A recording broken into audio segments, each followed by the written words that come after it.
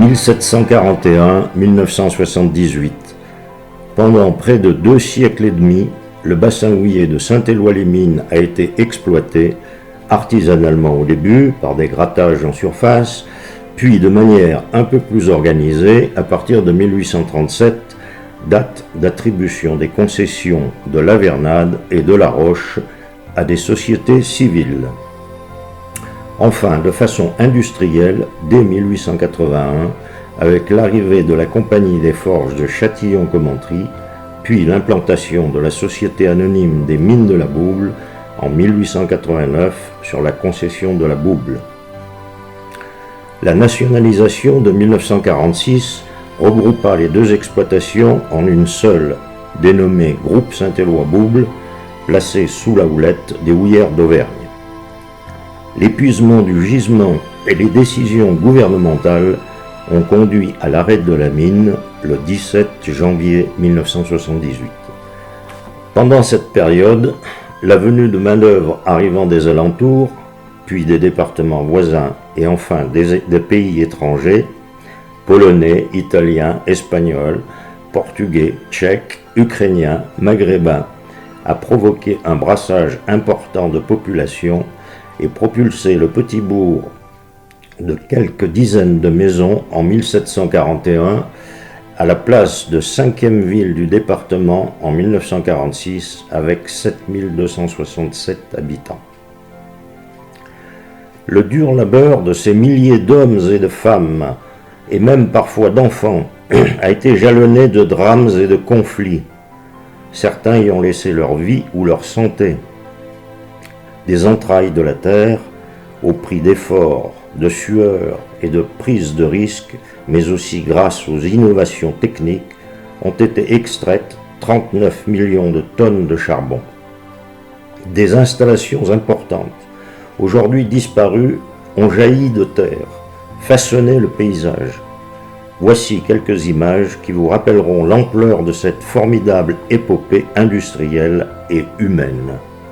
Nous commençons par ce qu'il était convenu d'appeler la vieille mine et la concession de la Vernade.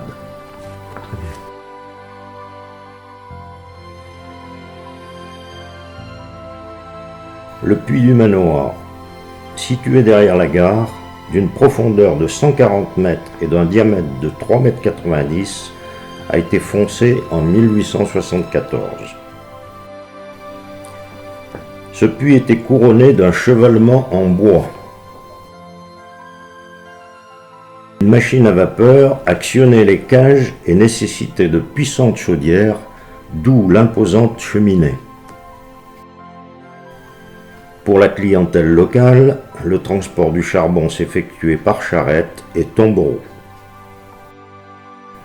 Vers 1892, ce puits est devenu, après approfondissement à 283 mètres, le puits principal d'extraction de la Compagnie des Forges de Châtillon-Commentry, remplaçant le puits Sainte-Barbe, remblayé en 1895. Il était doté d'un atelier de préparation mécanique des charbons d'une capacité de 300 000 tonnes par an. Une modeste production d'électricité couvrait les besoins internes. La ligne de chemin de fer Saint-Éloi-la-Pérouse, ouverte en 1865, offrait des débouchés intéressants sur Commentry et Molusson. La production passant d'environ 30 000 tonnes par an en moyenne à plus de 110 000 tonnes en 1869 pour atteindre 214 000 tonnes en 1873. La proximité de la gare était un avantage certain pour les expéditions. Le carreau du puits du Manoir en 1895. Mais il faudra attendre 1909 et la mise en service du viaduc des Fèdes pour obtenir des débouchés sur Clermont-Ferrand. À partir de 1896, un atelier d'agglomération d'une capacité de 18 tonneurs est mis en place. Sa production atteint 40 000 tonnes en 1898. En mélangeant la poussière de charbon à du bré, par moulage, on obtenait des briquettes d'environ 8 à 10 kg destinées aux machines à vapeur des chemins de fer. À cette époque, on remblayait les zones exploitées pour limiter les affaissements de terrain. À cet effet, une installation était consacrée au remblayage hydraulique. Le bassin de la rue des Malles alimentait en eau les installations du puits du manoir.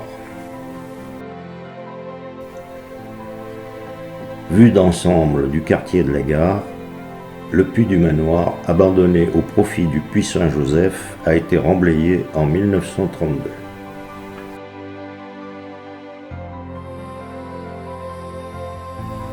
Le puits Nord 1 était situé près du village de La Chaux, d'une profondeur de 128 mètres. Il était équipé d'un chevalement en bois rudimentaire et utilisé comme retour d'air. Il a été remblayé en 1953. Nous passons maintenant à la concession de La Roche.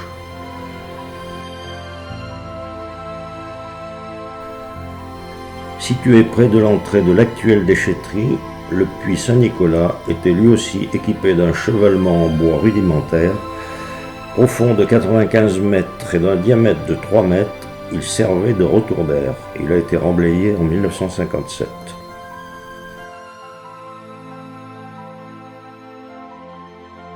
La tranchée Roland a été ouverte pour une exploitation à ciel ouvert. Les terrains stériles enlevés permettaient le remblayage des galeries après exploitation du charbon. À l'arrière-plan, on distingue le puits numéro 3, communément appelé Vieux Travaux. Galerie débouchant dans la tranchée Roland, remarquez la forme d'ébène en bois utilisée jusque dans les années 1940.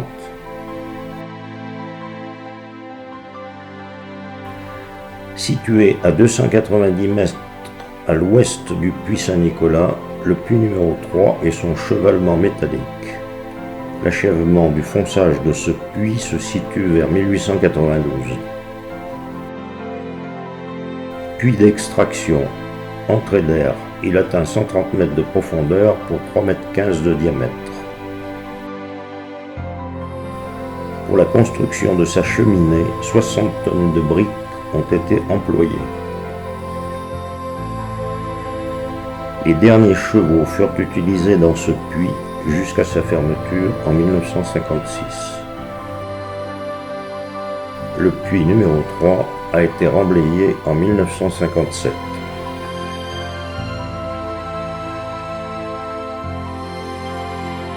Le puits Saint-Joseph, jouxtant la maison de la mine, dont le chevalement a été conservé.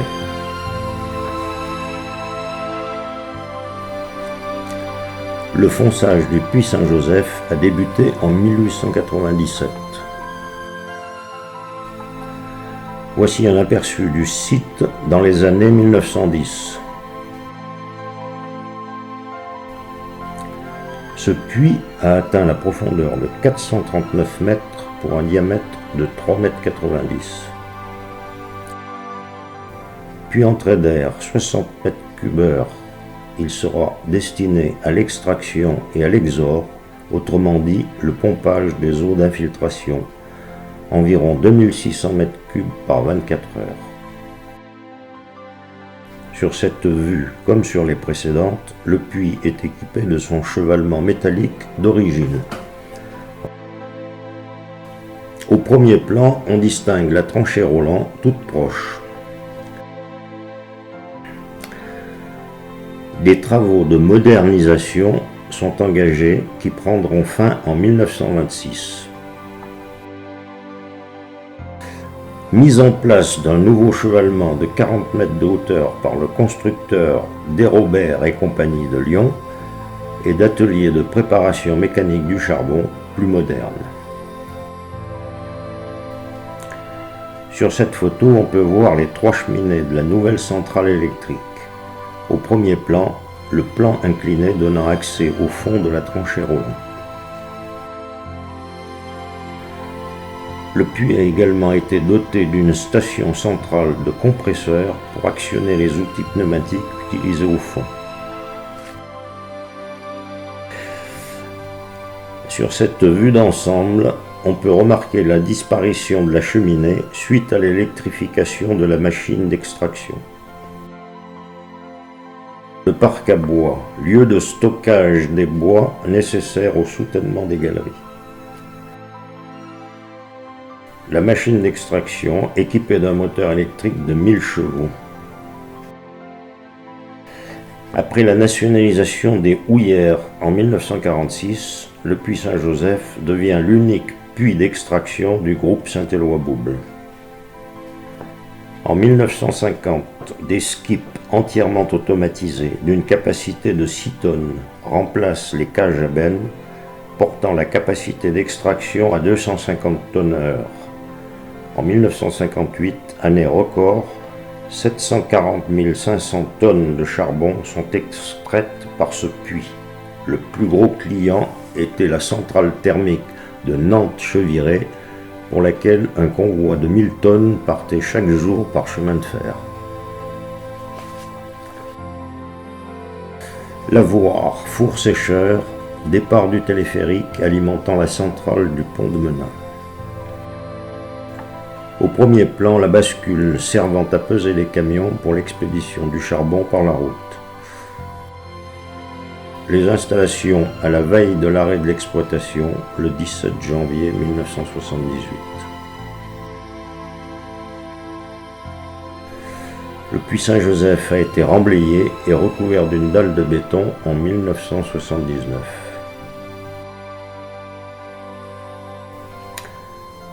Après dynamitage des installations, le 8 juin 1983, le chevalement reste le dernier témoin visible de ce qui fut une belle et grande aventure industrielle. Le téléphérique alimentant la centrale du pont de Menat, long de près de 10 km et pouvant transporter 30 tonnes à l'heure. La centrale de Menat, dont la construction a débuté en janvier 1949, a été mise en service le 17 mai 1952. D'une puissance de 30 MW, elle consommait les schlamm, valorisant ainsi les sous-produits de l'exploitation. Elle a continué de fonctionner après l'arrêt de l'exploitation de Saint-Éloi, utilisant les stocks importants. Elle a été démantelée en 1992.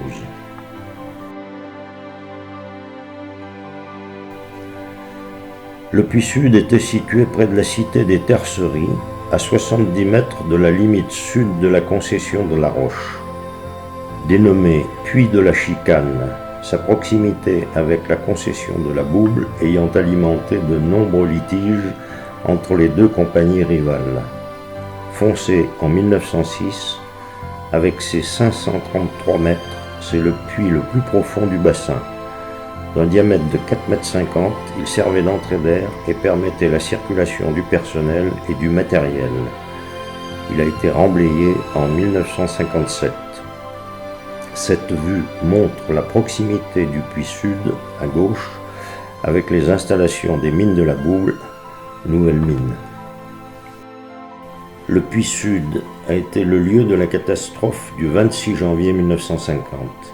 La plus meurtrière de l'exploitation du bassin, faisant 13 victimes et 54 blessés.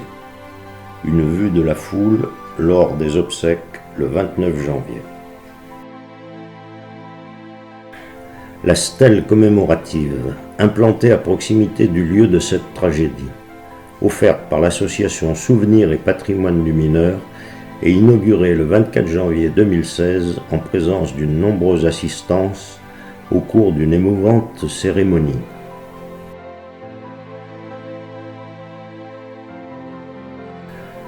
Le puits Est, situé derrière le magasin Carrefour Market, a été le dernier puits foncé, mis en service en 1951. Profond de 439 mètres et d'un diamètre de 4 mètres, il était équipé d'un chevalement métallique. Puis retour d'air, il était affecté à la circulation du matériel et du personnel. Il a été remblayé en 1979. La chambre chaude, comportant vestiaire et douche, pouvait recevoir près de 1000 ouvriers. Elle était divisée en 4 secteurs ouvrier, moins de 18 ans, agent de maîtrise, ingénieur. Elle a été démolie en 2004.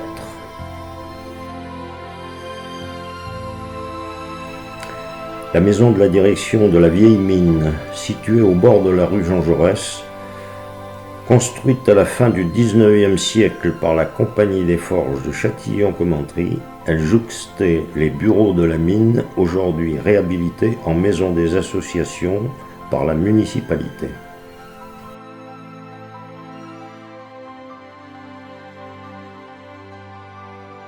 Puits des mines de la Bouble, le puits Tholin, ou puits numéro 1, était situé à environ 400 mètres au sud du puits Sud.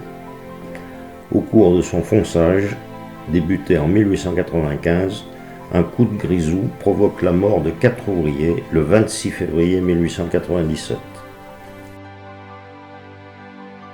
Son jumeau, le puits 3, est distant de 60 mètres. Au premier plan, la carrière servant à extraire du remblai pour combler les galeries abandonnées. Nous sommes avant 1914 et le cheval est encore largement utilisé pour tracter les convois de berline.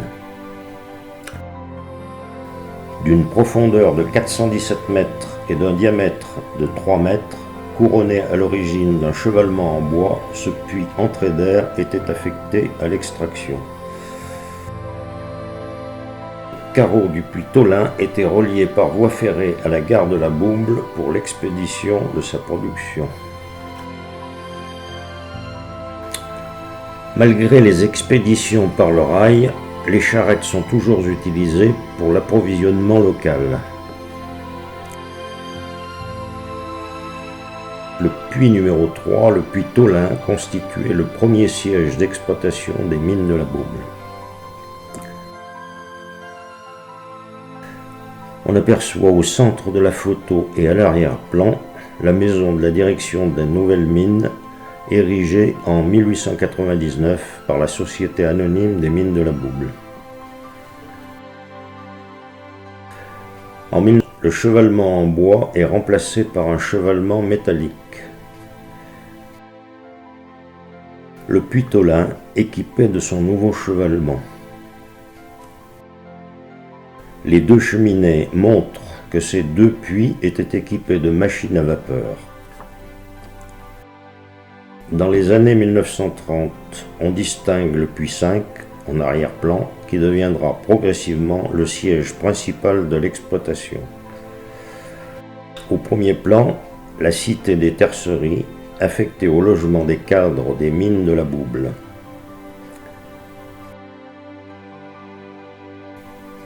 Comme sur le carreau du puits Saint-Joseph, celui des puits Tholin et numéro 3 comportait un parc à bois important. On distingue sur la colline, en haut, 4 bâtiments de la cité de la Côte-Chaude. Au-dessous, la cité des barrages. À droite, la cité de la Biolade, construite pour le logement du personnel.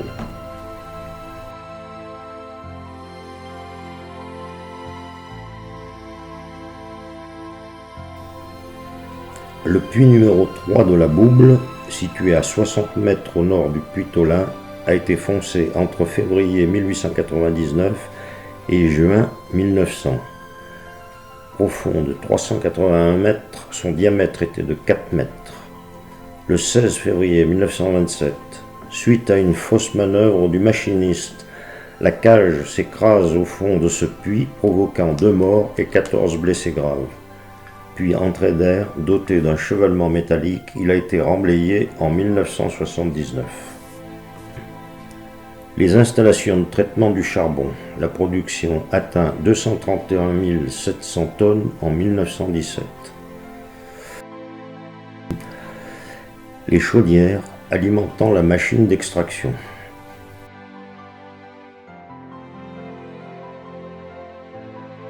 Au premier plan, la cité des terceries.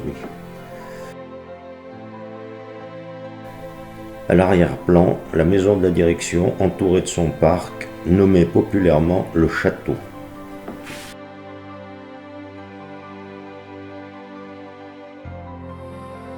Le puits numéro 2, situé à l'entrée de la cité de Montjoie, commune de You, en bordure de la D110. Son fonçage a débuté en 1895 pour atteindre la profondeur de 489 mètres avec un diamètre de 3 mètres. Le chevalement en bois d'origine a été remplacé en 1909 par un chevalement métallique. Le puits a été remblayé en 1979, mais son chevalement a été conservé.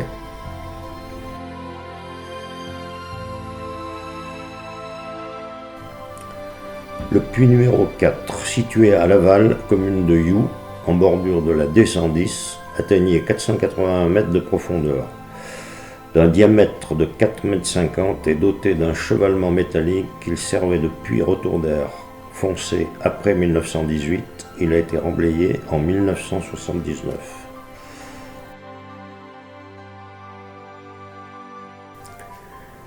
Vue d'ensemble des installations du puits numéro 5, foncé après 1918, est situé à proximité du Cygne Noir.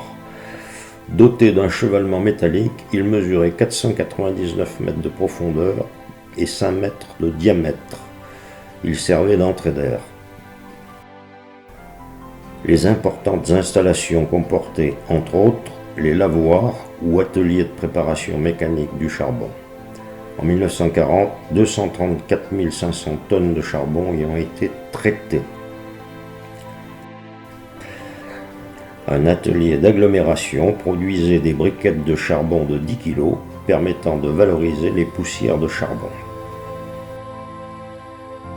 Les installations étaient également dotées d'une centrale thermique de 6000 kW, dont on distingue ici les 3 cheminées.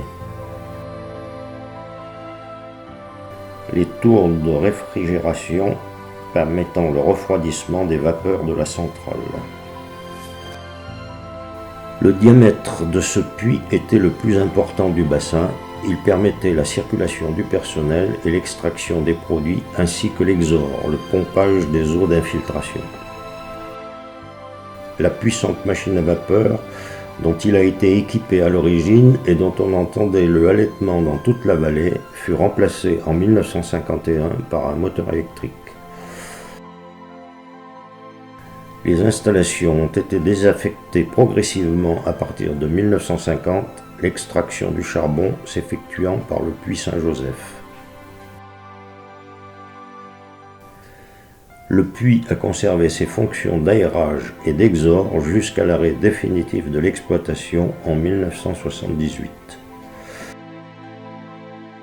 Le puits a été remblayé en 1979. Les installations ont été démolies par la suite et il n'en reste aucun vestige.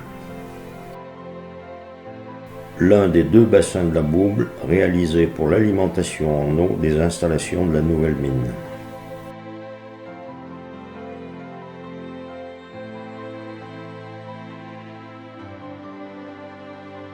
Parmi les nombreuses recherches effectuées au sud des concessions, dans la vallée de la Bouble et même au-delà, on trouve le puits du Chazal. Situé au sud du bourg de Gouttières, la Société d'études et de recherche des mines de houille de Saint-Éloi a débuté son fonçage en 1899. Profond de 173 mètres, il a été remblayé seulement en 2004. Les derniers vestiges gisaient sur le site jusqu'en 2013. Le treuil à vapeur, la chaudière et les molettes ont été récupérés et installés au jardin de la maison de la mine par l'association Souvenirs et Patrimoine du Mineur. Cela grâce à la municipalité de Gouttières, au service technique de la ville de Saint-Éloi et à l'entreprise Monteil.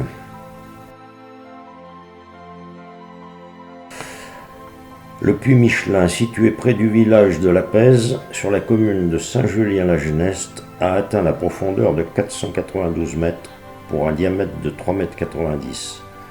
La Société anonyme des mines de houille de Saint-Gervais a terminé son fonçage en 1902. Cette société a été mise en liquidation en 1909 et les travaux abandonnés après sécurisation. Voilà ce qu'il en reste aujourd'hui.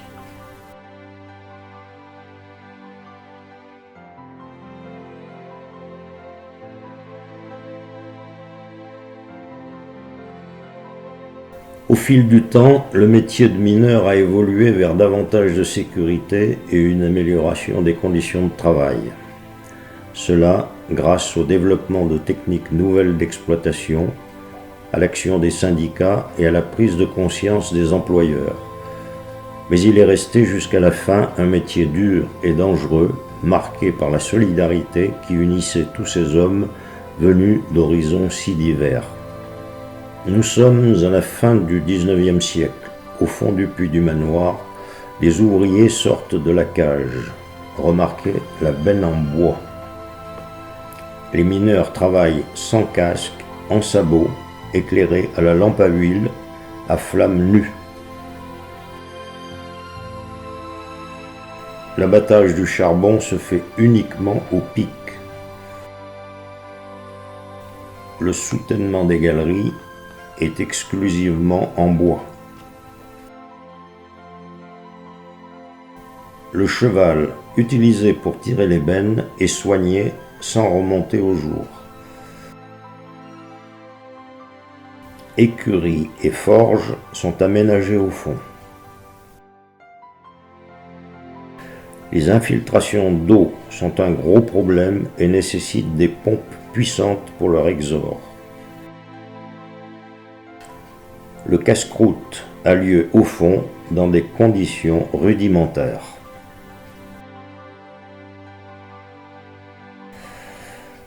Dans le langage local, l'heure du casse-croûte, c'est l'heure du pain, et la musette qui sert à son transport, le broli.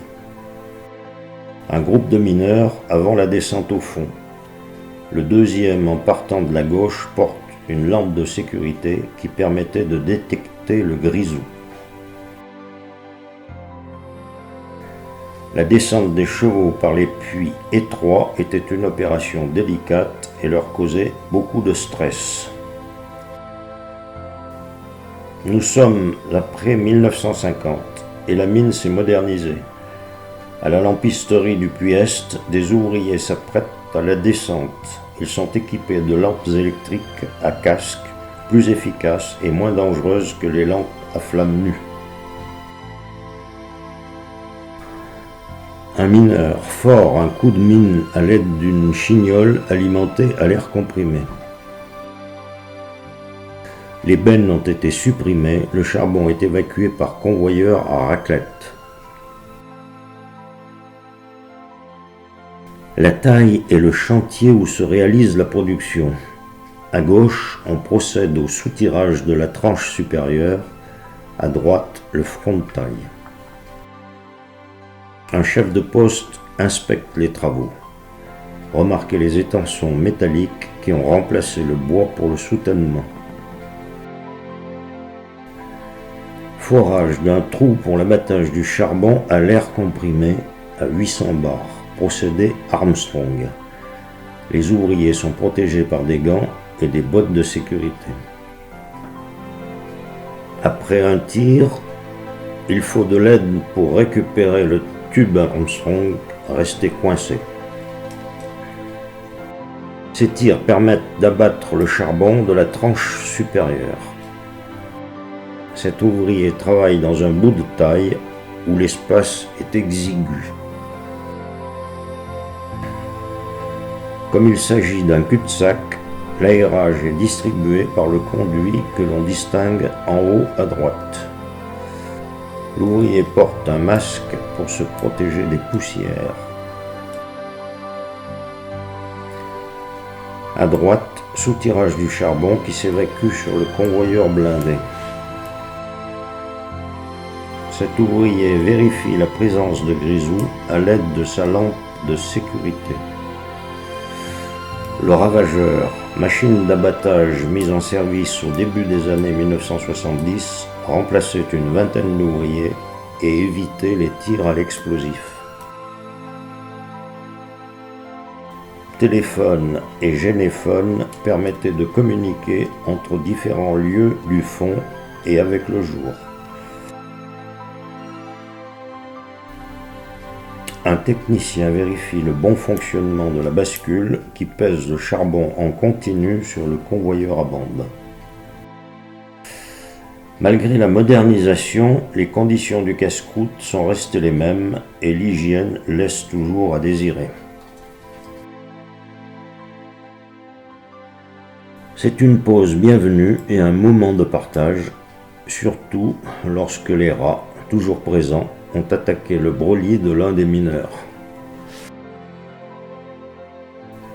Un groupe de mineurs lors d'une des visites du délégué mineur. Des gueules noires avant le passage à la douche. Ce terme de gueule noire remonte à l'époque où les mineurs ne bénéficiant pas de douche devaient se rendre à leur domicile pour pouvoir se décrasser.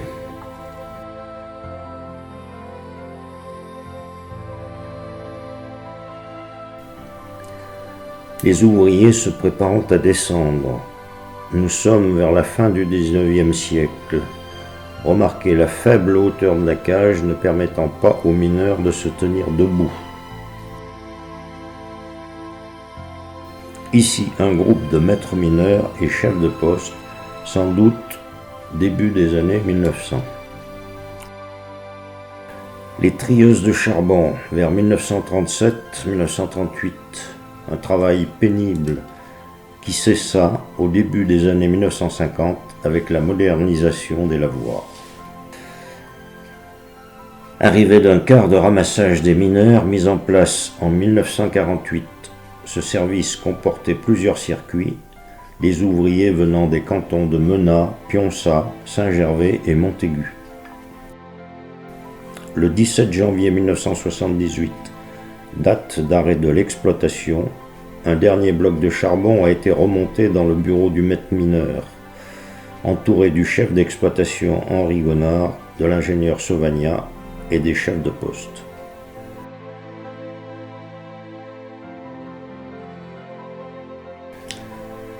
Au lendemain de la Première Guerre mondiale, l'immigration de travailleurs étrangers a compensé l'hécatombe de ce conflit et alimenté en bras les exploitations minières en pleine expansion. Les Polonais ont été les plus nombreux, aux côtés des Italiens, Espagnols, Portugais, etc., sur le porche de l'église Sainte-Jeanne d'Arc lors de la bénédiction du drapeau polonais en 1926.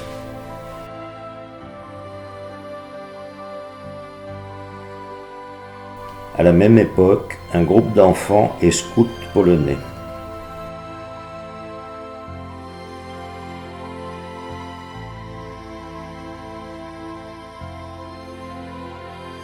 La foi de certains mineurs ne se limitait pas à la dévotion envers Sainte-Barbe. Des groupes importants ont participé au pèlerinage de Lourdes, ici en 1948.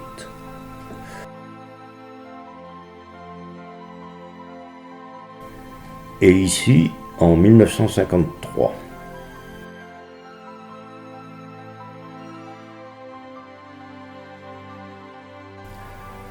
L'harmonie des mineurs, créée en 1950, est le fruit de la fusion du cercle musical de la Bouble et de la Société philharmonique des Houillères de Saint-Éloi-les-Mines. Le cercle musical de la Bouble avant la fusion.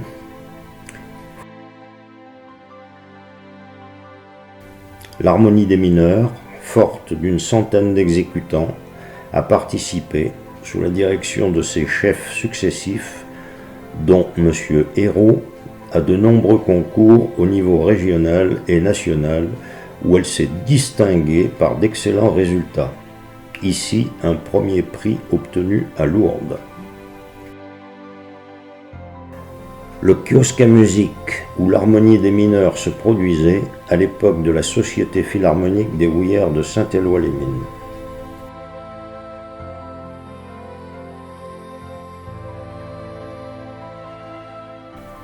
Sainte-Barbe, la patronne des mineurs, mais aussi des pompiers, des artificiers, etc., a toujours été fêtée à Saint-Éloi, comme dans tous les bassins miniers, ici en 1908. Vers la fin des années 1950. Et ici, en 1971, de gauche à droite, on reconnaît messieurs Travers, Rousseau et Duval, maires de Saint-Éloi-les-Mines. Sainte-Barbe 2008. Dépôt de gerbes à la stèle du Puy Saint-Joseph par l'association Souvenirs et Patrimoine du Mineur, dont on reconnaît, à droite de la stèle, le président fondateur, Jacky Lavédrine, disparu en 2013.